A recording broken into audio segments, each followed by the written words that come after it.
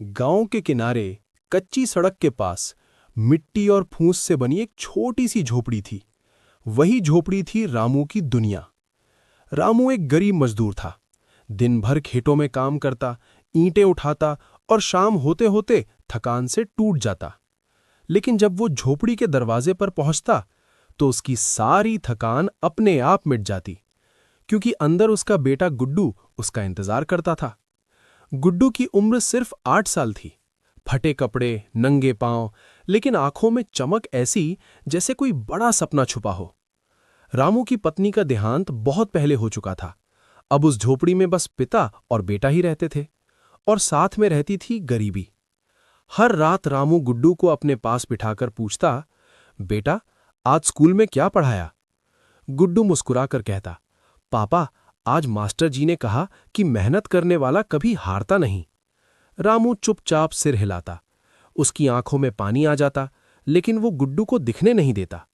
वो सोचता, काश मैं ऐसे वो सब दे पाता जो दूसरे बच्चों को मिलता है। एक दिन तेज बारिश होने लगी। झोपड़ी से पानी टपकने लगा। गुड्डू ठंड से कांपने लगा। रामू ने अपनी पुरानी चादर उतारी और बेटे को ओढ़ा दी।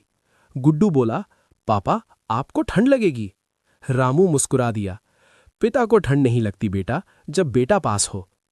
उस रात रामू सो नहीं पाया। उसने मन ही मन फैसला कर लिया, चाहे मुझे कितना भी दर्द सहना पड़े, मेरा बेटा पढ़ेगा।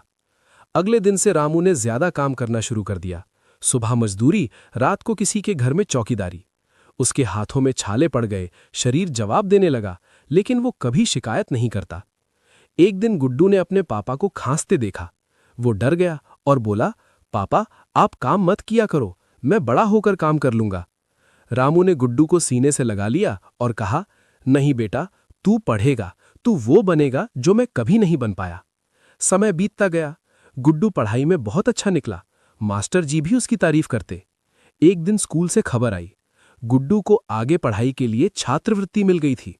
गुड्डू खुशी से दौड़ता हुआ झोपड़ी में आया, पापा, मुझे स्कॉलरशिप मिली है।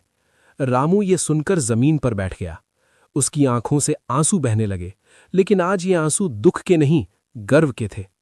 उसने आसमान की ओर देखा और बुदबुदाया, भगवान, मेरी झोपड़ी छोटी थी, लेकिन मेरा सपना बड़ा हो गया। आज भी वो झोपड़ी वहीं है, कच्ची, टूटी फूटी, लेकिन उस झोपड़ी में एक पिता का त्याग और बेटे का सपना हमेशा जिंदा रहेगा।